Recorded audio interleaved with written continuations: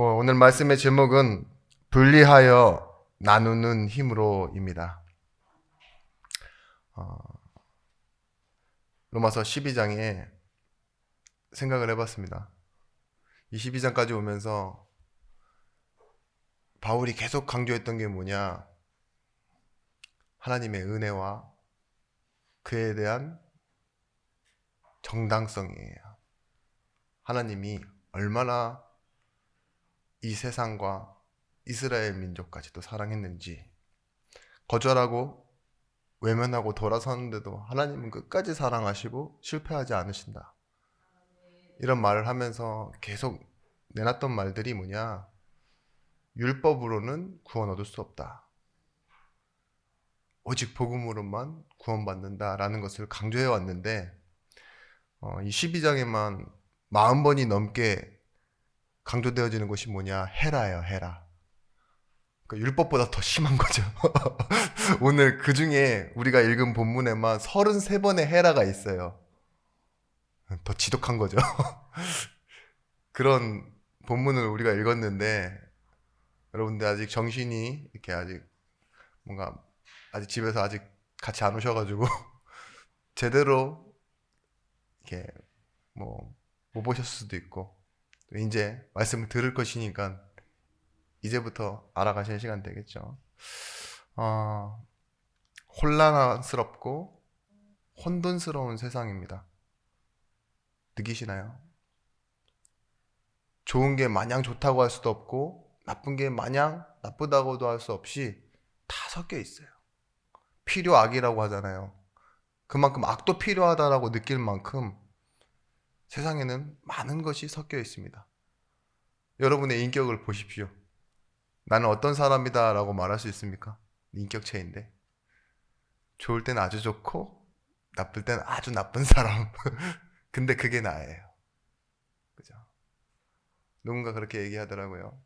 사람은 상대방을 이해하지만 자기밖에 모른다고. 왜 자기밖에 모르냐? 자기의 인생을 사니까.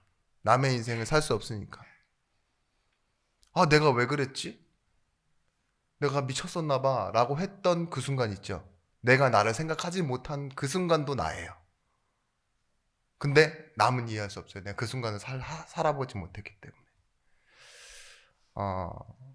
오늘 분리하여 나누는 힘으로라는 이 제목에서요, 우리가 생각해야 될 것은 분리하려면 기준이 있어야 됩니다. 나누려면 힘이 있어야 돼요. 분리수거 해보셨잖아요. 쓰레기를 분리할 때 기준이 있어요. 그리고 나눌 때는 반드시 힘이 필요합니다. 뭔가를 나눠주는 사람들 보셨죠? 그 사람이 힘이 있는 사람이에요. 부모가 자녀에게 뭔가를 나눠주잖아요. 그죠? 저희 교회에서는 대부분의 모든 것을 이양정 권사님이 나눠주시더라고요. 네, 누가 갖고 오든 네, 힘이 있으신 분이에요. 네, 주권의식이 강하신 분. 근데 그런 것처럼 사회에서도 그래요. 뭔가를 나누는 일에서는요, 힘 있는 사람이 결정한다고요. 조삼모사라는 말이 있습니다. 그 말이 뭐냐? 원숭이에게 집이 좀 형편이 가난해지니까 이제 원숭이에게 음식 나눠주는 걸 좀 제한하겠다 이렇게 말했어요. 아침에 3개, 저녁에 4개. 이게 조삼모사잖아요. 근데 거꾸로 얘기했던 거예요. 아침에 4개 주고 저녁에는 3개 주겠다 했더니만 원숭이들이 모여갖고 데모를 하고 막 화를 내고 막 머리를 들여받고 이렇게 한 거죠. 그랬는데 다시 설득한 거예요. 그래, 그러면 아침에는 3개 주고 밤에는 4개 줄게. 같은 양이잖아요. 7개예요 하루에.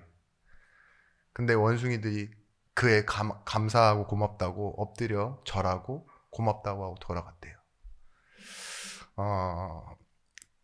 이 조삼모사의 내용을 사전적 의미로 뭐라고 하냐? 당장 눈앞에 나타나는 차별만을 알고 그 결과가 같음을 모르는 비유하는 거예요.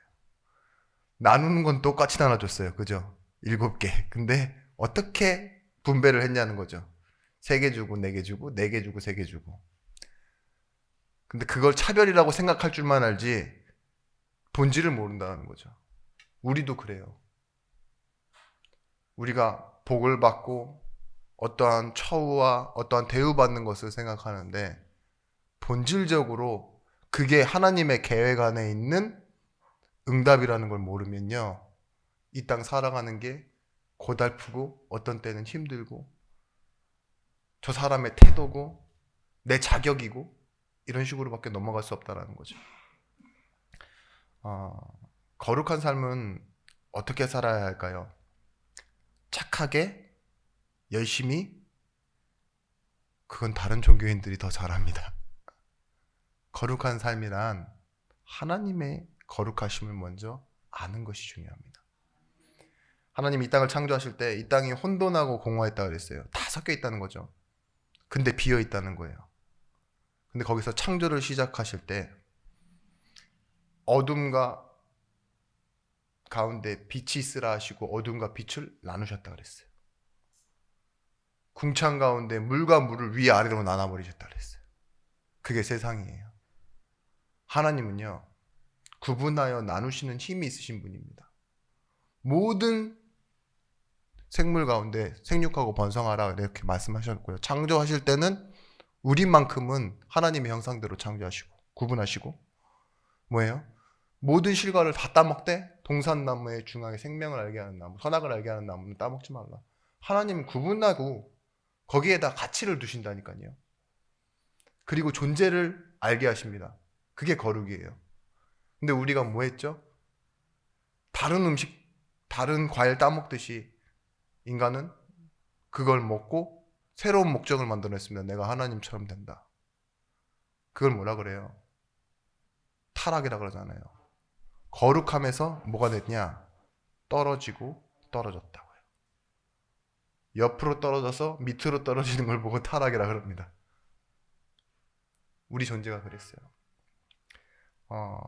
당연하지만 이 예수 믿는 사람이 더 열심히 살아야 된다, 더 잘 믿어야 된다는 것을 말하려고 하는 것이 아닙니다. 약한 사람과 내지는 악을 행한 사람과 마주쳤을 때 착한 행동으로 그를 감동시켜야 한다라는 내용이 아니에요. 로마서 12장 마지막 절까지가. 어떤 내용이냐? 우리는 이 세상을 살 때 세상의 방법이 아닌 하나님이 우리에게 주신 방법이 있다. 그게 뭐냐? 거룩이라는 것입니다. 그러므로 하나님의 모든 자비하심으로 너희를 권하노니, 이게 1절 말씀이죠. 너희 삶을 산재물로 드리라. 재물이 살아있다는 것 자체가 웃깁니다. 근데 살아있는 재물로 드리래요. 우리 삶을. 다만 이해나 관념이나 이상이나 우리가 진심으로 한다 이러죠. 진심으로 하는 그런 추상 명사가 아닌 하나님 앞에 구체적으로 바쳐지는 인생, 재물, 그렇게 표현하고 있는 거예요. 우리가 몸뚱아리 있죠. 몸. 이게 어디에 속해 있습니까? 지금 시간과 공간에 속해 있어요. 이 안에서 살아내는 인격을 말하고 있는 겁니다. 우리는 과거 완료형의 구원을 받았습니다. 율법의 요구에 응할 의인은 하나도 없다고 로마서 3장 23절 말씀에 말하고 있어요. 의인은 없나니 하나도 없대요. 그런데 에베소서 1장 4절 5절 말씀에 곧 창세전에 그리스도 안에서 우리를 택하사 우리로 사랑 안에서 그 앞에 거룩하고 흠이 없게 하시려고. 거룩하게 흠이 없게 하시려고. 그 다음 절이 중요합니다. 뭐라고 말하냐? 곧 그 기쁘신 뜻대로 우리를 예정하사 예수 그리스도로 말미암아 자기의 아들들이 되게 하셨으니. 거룩하고 흠이 없게 하시는 방법이 뭐냐? 예수 그리스도로 말미암아 우리를 자기의 자녀로 만드신 거예요. 율법의 요구를 다 지켜서가 아니라 우리는 그저 죄인인데 예수 그리스도로 말미암아, 이게 우리가 받은 은혜입니다. 우리가 기도할 때 마태복음 6장 9절의 말씀, 주기도문에 나오는 말씀처럼 이렇게 기도하죠. 그 이름이 거룩히 여김을 받으시오며. 이 말은 우리가 구할 때 다른 이름을 부른다는 것입니다. 그 다른 이름이 무엇입니까? 종교에서 말하는 어떤 신이나 교주의 이름이 아니라 예수 그리스도의 이름을 구별해서 부른다는 거예요. 이 이름을 부를 때 이 땅에는 없던 일이 일어납니다. 왜냐? 하나님이요, 어디에 계신 분이에요? 우리 안에도 계신 분이지만 지금 하늘 보좌에 천지를 창조하신 그 하나님을 내가 자녀로 부르는 거예요. 자, 저쪽 뒤에서 누가 아버지 이렇게 부르면은 이 땅에 있는 남자들이 한 대부분은 뒤로 돌아볼 수 있어요. 누가 저렇게 부르나. 근데 여자들도 돌아보겠죠. 왜 저렇게 소리 지르나. 근데 자기를 부른다라는 생각은요, 그 목소리의 음색 내지는 누구, 이걸 알고 응답할 수 있는 사람은요, 아마 한 사람일 거예요. 부른 사람이 한 사람이니까, 아버지를. 그런 것처럼 우리가 예수 그리스도 이름 부른다라는 건요, 이 땅에서요 응답을 위해 찾고 부르는 많은 이름 중에요 거룩하고 구별된 이름을 부르는 것입니다. 누구든지 주의 이름을 부르는 자는 구원을 얻으리라. 누구든지 내 이름으로 구하는 것에 내가 그들과 함께 있느니라 말씀하셨어요. 지금까지 네가 내 이름으로 구하지 않냐으나 구하라 내가 시행하리라 말씀하셨어요. 데살로니가 전서 4장 3절 말씀에 하나님의 뜻은 이것이니 너희의 거룩함이라 곧 음란을 버리고. 하나님의 뜻이 뭐냐? 거룩함이래요. 하나님이 기뻐하시는 일이 세상의 것들과 마구 뒤섞이지 않는 것입니다. 그걸 하나님께서 원하신다고요. 지난번에 말씀드렸던 그 가치 편승 있죠. 누이 좋고 매부 좋고 한 거 있죠. 좋은 게 좋은 거다. 내가 사람을 기쁘게 하기 위해서 교회 갑니까? 그렇게 하면 좋아하는 사람들이 있어요. 부모들은 막 애들 교회 오면 용돈 주잖아요. 용돈 줘서 불러내고, 새가족 처음에 약할 때는 막 뭐하죠? 막 꼬시잖아요. 꼬시고 언젠가 은혜 받겠지 하면서 기다려주고. 그것보다도 더 중요한 게 뭐냐? 말씀의 훈련이에요. 직접적으로 인격적으로 하나님 만나야 되는 겁니다. 그래서 고린도전서 3장 16절 말씀에 너희가 하나님의 성전인 것과 하나님의 성령이 너희 안에 거하시는 것을 알지 못하느뇨. 이렇게 얘기하면서요, 그 다음 절을 우리가 잘 안 읽어요. 누구든지 하나님의 성전을 더럽히면 하나님이 그 사람을 멸하시니라. 이 부분 중요한 부분 아닙니다. 하나님의 성전은 거룩하니 너희도 그러하니라. 하나님이 나를 구별해 놓으셨어요. 너희도 그렇다 이렇게 말씀하세요. 내가 거룩하니 너희도 거룩하라. 이게 하나님의 명령이잖아요. 세상이 알지 못하는 전제, 하나님이 나와 함께 임마누엘이라는 가장 큰 비밀이죠. 근데 하나님은요, 이 거룩함에 뭘 두셨냐? 내 인생의 이유와 내 인생이 시작되어지는 출처를 두셨어요. 베드로전서 2장 9절 말씀, 하나님 나를 왜 불렀다고 말하시냐? 그러나 너희는 택하신 족속이요 왕 같은 제사장들이요 거룩한 나라요 그의 소유가 된 백성이니 이는 너희를 어두운 데서 불러내어 그의 기이한 빛에 들어가 계신 이의 아름다운 덕을 선포하게 하려 하심이라. 왕 같은 제사장으로 부르시고 거룩한 나라로 불러놓으셨는데 뭐예요? 결국은 우리가 하나님의 빛을 말하는 전도자로, 그게 우리의 부르심이고 그 부르심이 향하여 걸어가야 될 인생의 길입니다. 그러니까 우리가 착각하면 안 돼요. 하나님이 예수 안에서 구원을 주셨습니다. 그 말이 갖는 의미가 이제 착하게 살아야 되는구나라고 가는 건 아니에요. 좀 더 도덕적으로 행하자라는 식으로 가면 안 됩니다. 이 로마서 12장 2절 말씀처럼 너희는 이 세대를 본받지 말고 오직 마음을 새롭게 함으로 변화를 받아 하나님의 선하시고 기뻐하시고 온전하신 뜻이 무엇인지 분별하도록 하라. 구별하며 거룩하게 살아가는 거예요. 오늘 제목처럼 분리하여 나누는 힘으로 세상 가운데서 내가 서야 할 곳이 어딘지, 그리고 저 사람들에게 진짜 필요한 것이 무엇인지 보며 구하며 살아가는 인생이 되어지는 것입니다. 그러므로 하나님과 세상이 어떻게 다른지 살면서 확인해 봐라 이 말이에요. 하나님 말은 구별해 봐라 이거 말은 뭐예요? 다르다니까. 그걸 확인해 봐, 누려봐, 살아봐.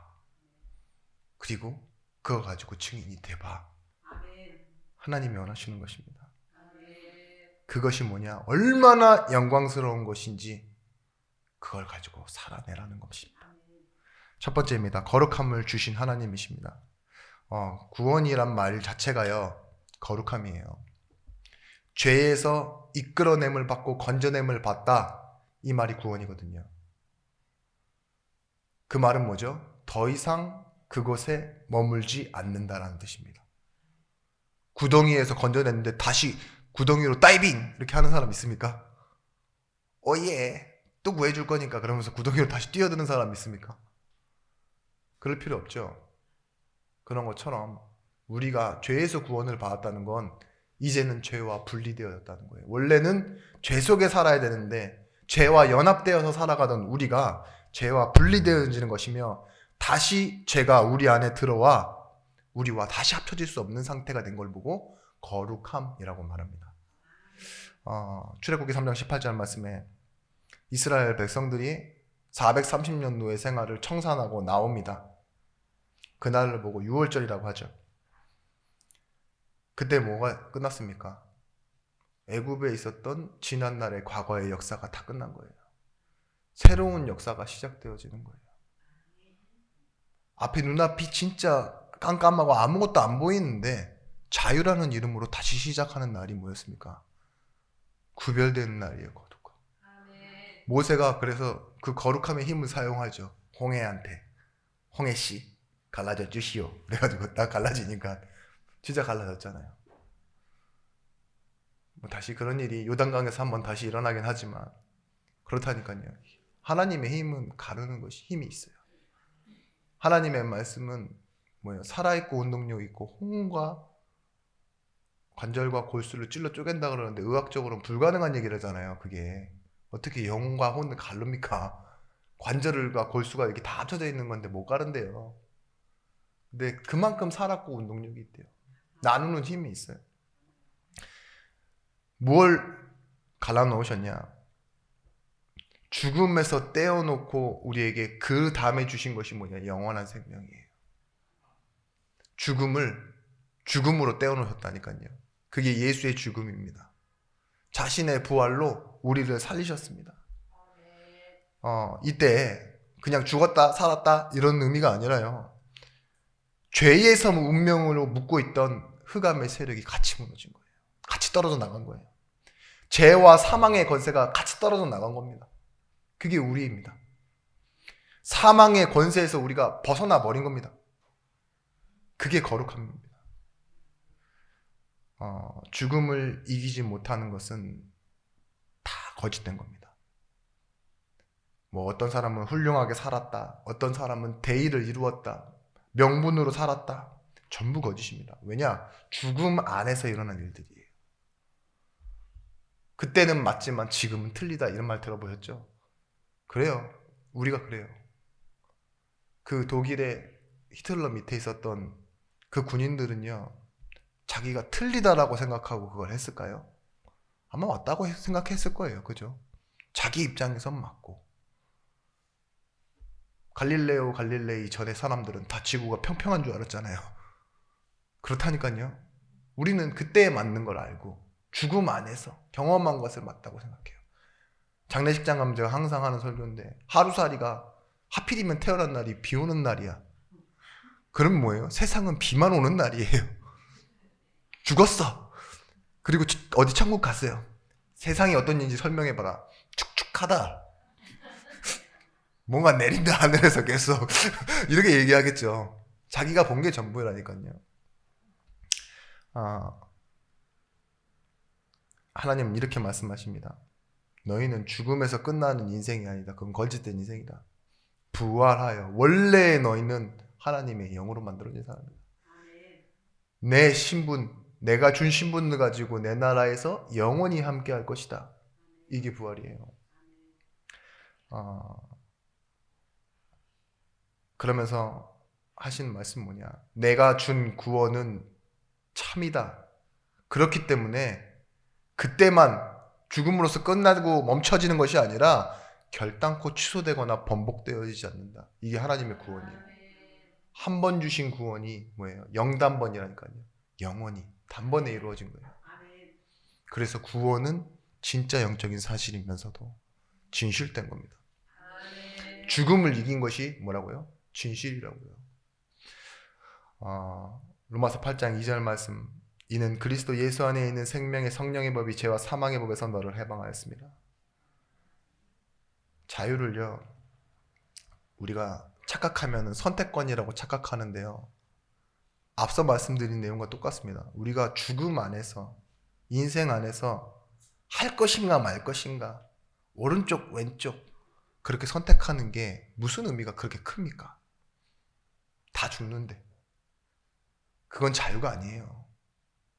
우리에게 주신 이 참 자유는요, 진리입니다. 영원히 있는 것, 죽어도 있는 것, 나만이 아니라 다른 사람에게도 똑같은 것. 집이 있어야 뭐예요? 여행이에요. 집이 없는데 돌아다니는 건 방황이라니까요. 거룩. 어떤 게 거룩입니까? 내가 열심히 일을 했어요. 그래서 나에게 오늘 쉬는 날이에요. 그러면 그게 쉬는 날이에요. 근데 일을 안 하는 사람이에요. 맨날 똑같아. 쉬는 날, 빨간 날이 똑같다니까요. 그러면 뭐예요? 그 사람 백수예요. 검은 날과 빨간 날이 똑같다니까, 내 생활 패턴이. 맨날 쉬는 날. 근데 그 쉬는 날도 백수들은 되게 힘들어합니다.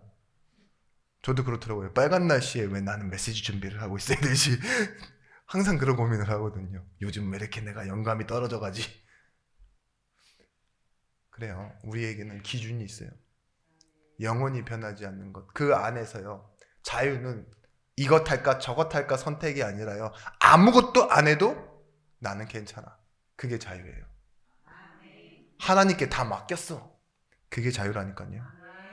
그래서 내게 뭐가 있어요? 자유 있는 사람은요, 평안이 있어요. 둘 중에 뭔가 하나를 선택하지 않으면 내가 죽어. 그건 자유가 아니잖아요. 그죠? 요한복음 8장 32절, 진리를 알지니 진리가 너희를 자유케 하리라라고 말하고 있습니다. 하나님은 영이시니 예배하는 자가 진리로 예배할지니라 말하고 있어요. 우리가 예배하는 것은요, 영적인 사실입니다. 가장 중요한 자유를 누리는 시간이에요, 우리가. 그러므로 형제들아, 내가 모든 자비하심으로 너희를 권하노니 너희 몸을 하나님이 기뻐하시는 거룩한 산 제물로 드리라. 이는 너희가 드릴 영적 예배니라. 이 영적 예배라는 뜻이 그 대부분의 성경에서는 스피리추얼 워십 내지는 리저너블 워십이라고 되어 있어요. 근데 이 리저너블의 뜻이 뭐냐? 영적이다 이러니까 조금 추상적이잖아요. 근데 리저너블의 뜻은 뭐냐? 합리적이고 온당한 예배다 이거예요. 논리적이고 이성적인 예배다 이거예요. 하나님께 구원받은 후로 우리의 삶은 당연히 하나님을 지향하게 돼 있다. 이게 뭐예요? 합리적이고 온당하고 이성적이라는 거죠. 구원받은 자는요, 리저너블 워십. 이게 뭐냐? 당연히 예배하는 거예요. 이성적으로, 논리적으로 당연히 하나님 바라보는 거예요. 그렇게 되어지는 겁니다. 그게 뭐예요? 거룩한 삶, 진리를 아는 삶, 자유한 삶. 다 하나이고 연결되어져 있는 것입니다. 그래서 우리가 죽음에서 건져냄을 받아 영원한 삶을 사는데 이 목적지가 이제는 인생의 운명이 어디를 향합니까? 하나님 나라를 향하잖아요.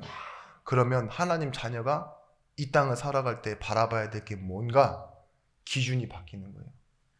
나오는 힘이 바뀌는 겁니다.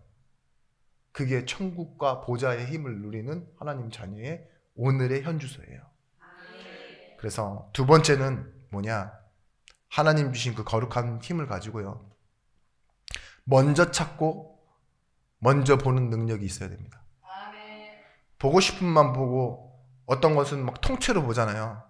사람의 단점만을 보고 아유 저 사람 싫어 이러기도 하고, 그걸 통째로 구분해서 보지 못하고 저 사람이 장점도 있고 단점도 있어 이러면서 할 수 있는데, 싫어로 끝나면 되겠습니까? 아니죠. 이 비유를 마태복음 13장 44절 말씀에 천국은 이와 같다 그랬는데, 그게요 보화를 찾은 사람의 비유를 말합니다. 마치 밭에 감추인 보화 같으니 이를 발견한 후 숨겨두고 기뻐하며 돌아가서 자기의 소유를 다 팔아 그 밭을 사느니라. 그 밭을 사는 행위가 손해보는 행위입니까? 앞뒤 없이 막 목적 없이 하는 행위입니까? 충동적입니까? 아니요, 아주 구체적인 계획입니다. 왜냐, 그걸 자기 것으로 만들어야 그 밭 안에 있는 보화도 자기게 되니까. 불필요한 밭이라도 사서 얻고자 하는 건 결국 뭐예요? 보화예요. 그러니까 먼저 찾은 사람, 기득권이 아닙니다. 먼저 찾고 먼저 보면요, 그걸 자기가 갖고 싶어 해요. 여러분에게 있어서 기도 응답은요, 주변 사람이 받는 응답이 기준이 아니라요, 내가 말씀 안에서 찾아지는 내 소명이에요. 나를 왜 부르셨지? 이게 보여지는 만큼 내 인생이에요, 그걸 둘러싸고 있는 그 불필요한 것 속에서 내게 중요한, 가장 중요한 부르심이 보이기 시작하는 거예요. 그게 보화입니다. 다른 건 밭입니다. 아시겠죠? 전도 현장에서요, 우리가 뭘 구별할 수 있어야 되느냐? 악과 악인을 구별해낼 수 있어야 돼요. 예수님이 마지막 돌아가시면서요, 자신을 핍박하던 군중들을 향해서, 제자들을 향해서 뭐라고 말씀하셨는지 아세요? 하나님께 기도할 때 주여 저들을 용서하소서, 저들이 자신들의 죄를 모릅니다. 구별해내신다니까요. 악과 악인을 구별해내시는 거예요. 그 악인들이 맞지만, 하나님을 인정하는 사람들이 맞지만, 악을 걷어내면 뭐예요? 불쌍한 영혼이 보인다고요. 그러니까 뭐예요? 그게 힘이라니까요. 저들을 용서해달라고 구해요. 스데반도 똑같아요. 예수님처럼 그렇게 얘기했어요. 저들이 저들의 죄를 모릅니다. 그러면 뭐예요? 저들은 저렇게 살 수밖에 없습니다. 저렇게 살 수밖에 없는 저들을 하나님 용서해 주옵소서. 우리가 그렇다니까요. 저들의 운명, 저들의 진짜 심각한, 내지는 복음 몰라 와 있는 가문의 저주, 재앙, 상태, 이런 걸 그 사람 앞에서, 그 사람 스스로 못 걷어내니까 우리가 걷어내고 분리해내지 않으면요, 그 사람에게 복음 못 전해줘요. 그냥 악인, 나쁜 놈, 못생겼는데 욕심도 많은 놈, 욕심 많은데 내 것도 뺏어먹는 놈, 이렇게 된다니까요. 자꾸 연결시켜서 통째로 보시면 안 돼요. 분리해내셔야 돼요.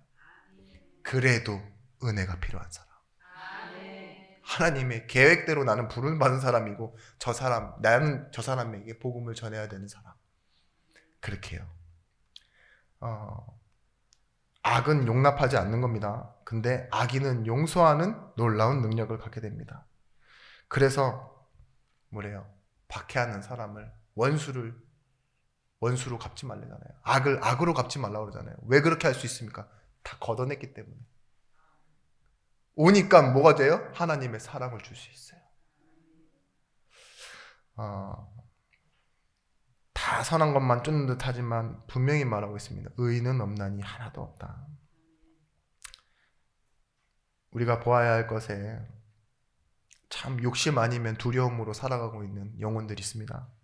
저 영혼에게 그냥 아무렇게나 필요한 것이 아니라 오직 필요한 것이 뭐예요? 그리스도. 이걸 분리해내셔야 돼요. 우리의 저 사람에게 필요한 건, 나에게 필요한 것. 그 중심과 그 기준으로 가지고 그 영혼을 볼 때요, 우리에게는 어떤 능력이 생기느냐? 완전한 하나님의 능력을 바라보는, 정말 하나님의 함께 하심을 누리는 그 참된 축복, 임마누엘. 그게 우리에게 누려지게 됩니다. 먼저 하는 사랑입니다.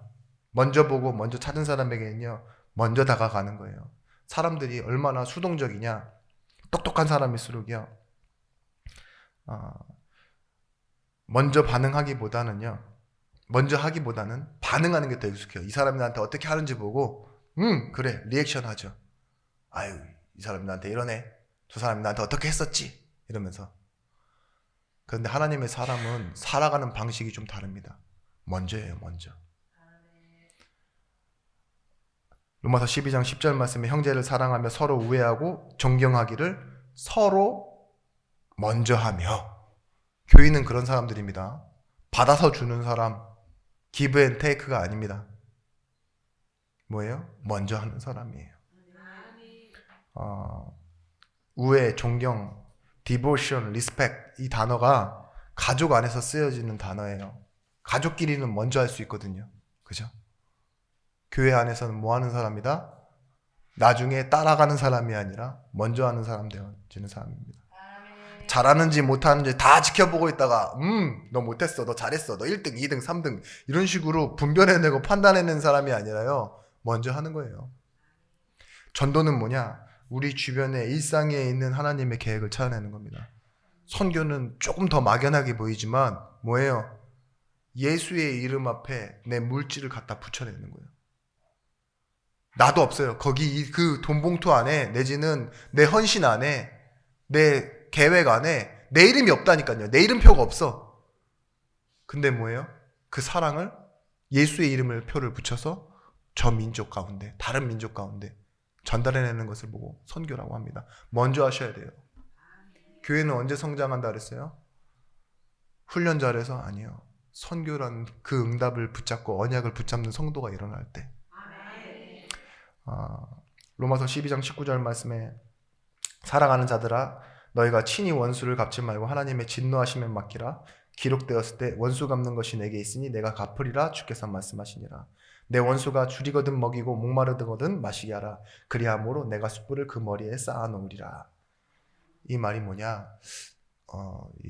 우리나라 문화에서는 비슷한 문화가 뭐냐? 옛날에 아이가 오줌을 싸면 뭐 했죠? 쌀키는 키를 뒤집어 씌우고 소금을 얻어오게 했잖아요. 그런 것처럼 그런 것만은 아닌데 이제 자다고 일어나다 보면은 옛날 우리 연탄 때울 때 연탄불이 꺼지는 경우가 있잖아요. 그러면 번개탄을 사용해서 붙이면 되지만 그게 아니라 이스라엘 때 이 시대에는 뭐가 있어요? 숯을 얻어와야 돼요. 그래서 그 집에 아이를 시킵니다. 그러면 아이가 이렇게 머리맡에 위에다가 이렇게 그런 거 숯을 받아올 수 있는 걸 가지고 가서 이렇게 머리에다 위에다 이렇게 씌워 오는 거예요. 근데 숯을 얻어오던 아이가 어떤 아이냐? 나를 맨날 욕하고 나를 헐뜯는 그 집의 그 아이야. 그때 뭐예요? 원수의 머리 위에 숯불을 올리라 이 말. 빌주라 이거예요. 그 숯 하나 줘도 너희 집 불 안 꺼지고, 그죠? 그 사람 아이한테 물어볼 거 아니에요. 이 숯 어디서 받아왔어? 그 집에서 얻어왔는데 내가 그 여인을 그 분을 내가 많이 괴롭혔는데 그러면서 얼굴이 붉어진다. 이 의미가 그거예요. 먼저 해라 이거예요. 잠언서 25장 21절 말씀에도 원수가 배고파 하거든 음식을 먹이고 목말라 하거든 물을 마시게 하라. 그리하는 것은 핀 숯을 그의 머리 위에 놓는 것과 일반이요 여호와께서 내게 갚아주시려. 혹시 그것 때문에 내가 손해가 오면 하나님께서 갚아주신대요. 뭐예요? 하나님이요 작가고 하나님이 디자이너예요. 우리는 배우고 하나님의 그 안에 있는 주인공들이라니까요. 그 역할을 해내면 되는 거예요. 단순히 착한 일을 먼저 시작하고 봉사하라는 의미가 아니라요. 나와 함께 하시는 예수가 그들로 하여금 그들과 만나게 되어지고 또한 우리는 이 땅을 살아가면서 그들과 구별되어지는 것이 뭐냐? 복음 아는 자. 그래서 뭐가 됐어요? 하나님 자녀된 자가 됐고 이 땅 살지만 천국의 시민권자로 살아간다는 걸 보여주는 증인이 되라 이겁니다. 언약각, 꾸는 인생. 요셉의 인생을 보면 그렇죠. 허무맹랑한 꿈을 꾼 것 같이 보이지만 그의 인생이에요. 고통이 오고 문제가 올 때 그 꿈을 내 마음속에 계속 담아둘 수 있는 비밀들이 있었어요. 그게 뭐냐? 창세기 39장에 보시면 여호와가 요셉과 함께 하심으로 그가 형통한 자가 되어 그의 주인 애굽 사람 집에 있었으니 21절 말씀에 요셉과 함께 하시고 그의 인자를 더하사 간수장에게 은혜를 받게 하시고 23절 말씀에 간수장이 그의 손에 맡긴 것을 무엇든지 살펴보지 아니하였으니 이는 여호와께서 요셉과 함께 하심이라. 여호와께서 그를 범사에 형통케 하셨습니다. 그래요. 우리가 꿈을 꿨는데 하나님이 함께 하시지 않으면 한여름밤의 꿈입니다. 그런데 하나님이 함께 하심으로 우리가 진짜 꾸어야 될 꿈을 꾸고 그 꿈을 향해 갈 수 있게 하십니다. 여러분의 꿈은 무엇입니까?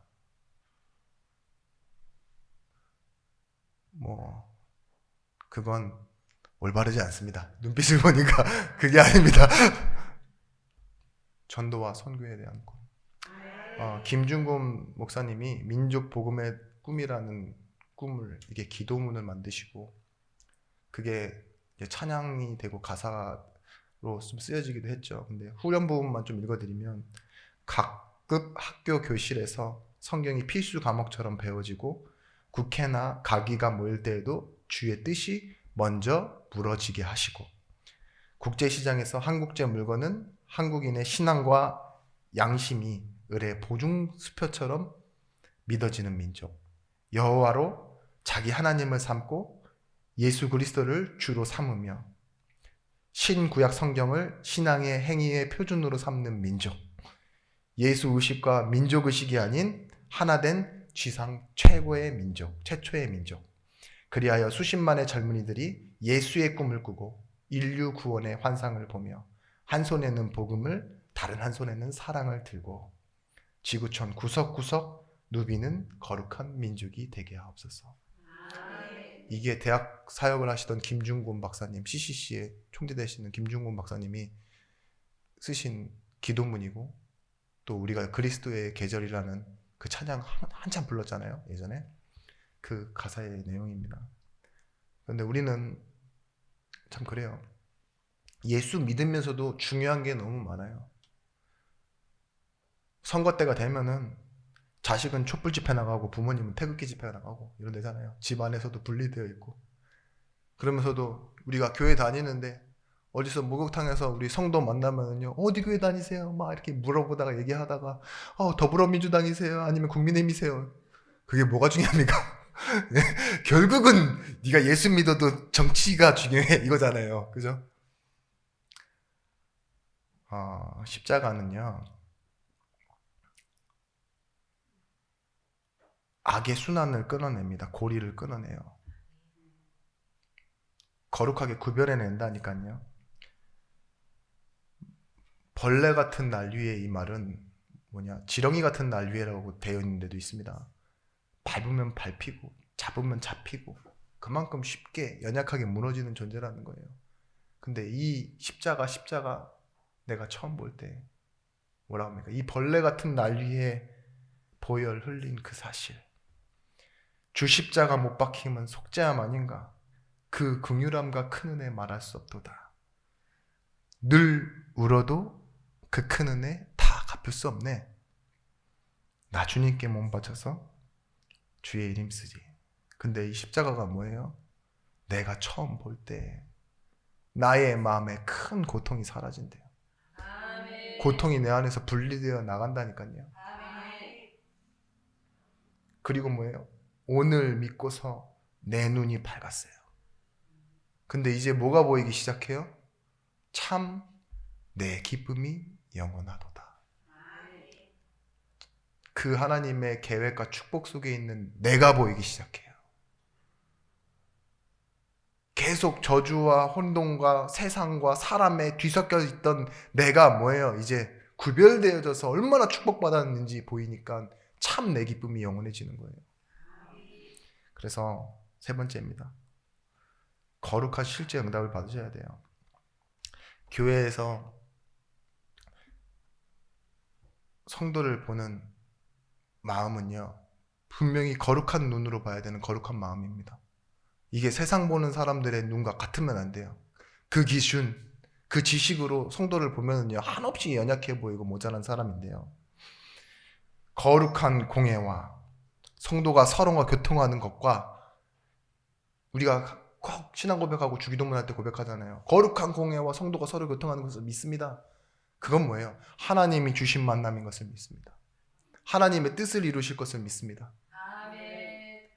교회가 똑같이 지금 소송하고 싸우고 분쟁하고 이익을 위해 그렇게 처해진 모습을 볼 때요, 교회는 거룩함을 잃어버리는 순간 사실 교회가 아닙니다.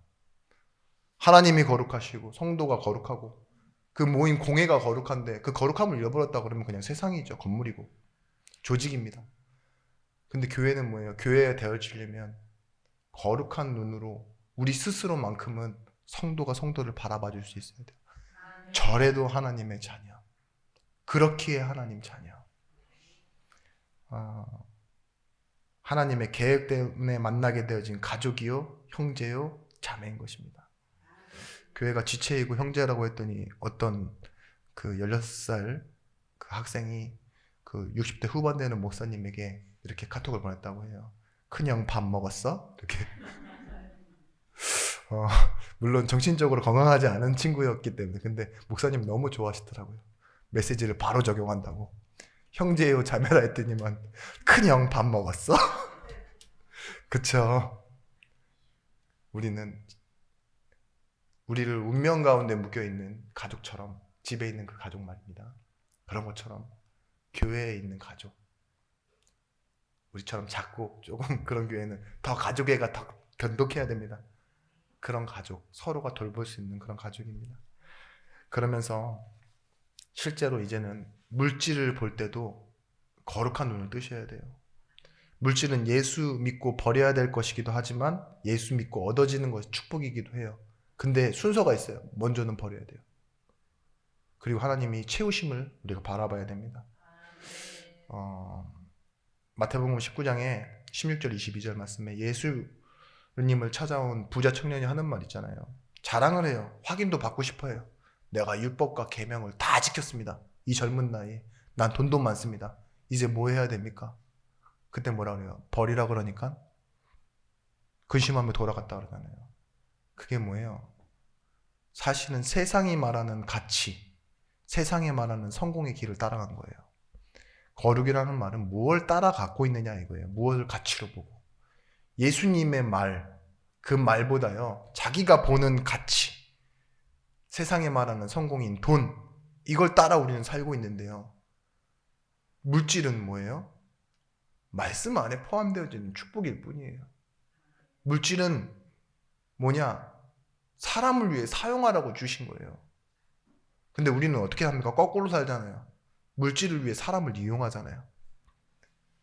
거룩하고 구별되어 우리가 나눠놓고 봐야 되는 축복입니다. 이 물질이 사실은 축복이기도 하고 저주가 될 수 있는데 우리는 이걸 나눠놓을 수 있어야 됩니다.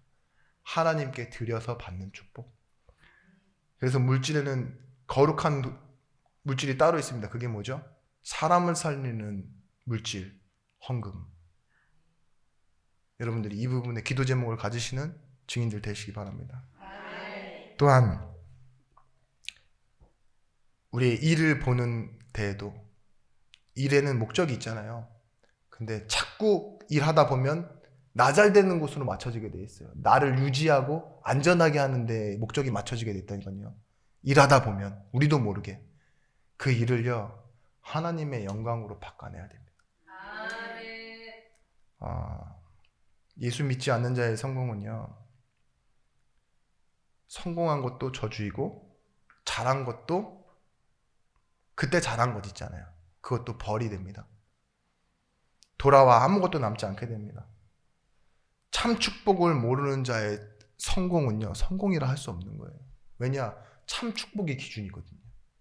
참 축복은 뭐예요? 하나님이 함께. 그런 사람이 가난하게 있어도 복 받은 것이지만 가진 것이 많아서 사람을 도울 수 있다면 얼마나 큰 축복입니까?